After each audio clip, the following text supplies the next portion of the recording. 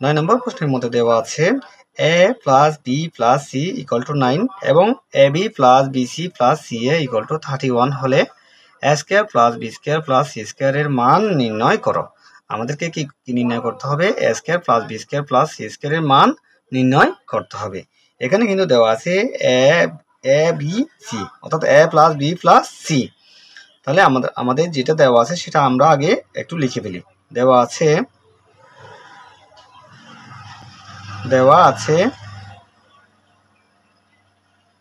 কি a plus b plus c equal to 9 এবং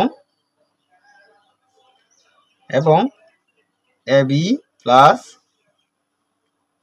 bc plus ca equal to 31।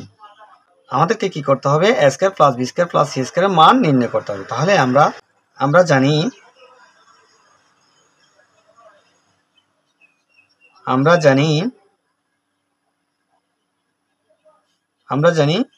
জানি কি a square plus b square plus c square সমান, বন্ধুরা a square plus b square plus c square সমান কি?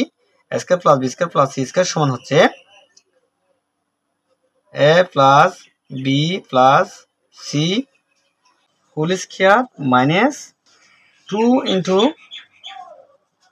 ab plus bc plus ca।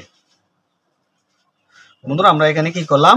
a square plus b square plus c square এর সূত্রটা লিখে দিলাম। তাহলে আমরা যখন সূত্রটা লিখলাম তাহলে আমরা এখানে একটা মান পাচ্ছি, অর্থাৎ a plus b plus c এর একটা মান পাচ্ছি। a plus b plus c সমান কত? a plus b plus c সমান হচ্ছে 9। আমরা a plus b plus c এর মানটা লিখে দেব। তাহলে 9 whole square minus 2 into ab plus bc plus c এর মান কত? ab plus bc plus c এর মান হচ্ছে 31। তাহলে এখানে 9 এর উপর যদি x স্কয়ার থাকে তাহলে 9 কত? 9 হচ্ছে 81 বিয়োগ 31 দুগুণে 62। এখন এখানে আছে কত? 81 থেকে 62টা কি করতে হবে? বিয়োগ করতে হবে। 81 থেকে যদি 62 বিয়োগ করি তাহলে কত আসবে?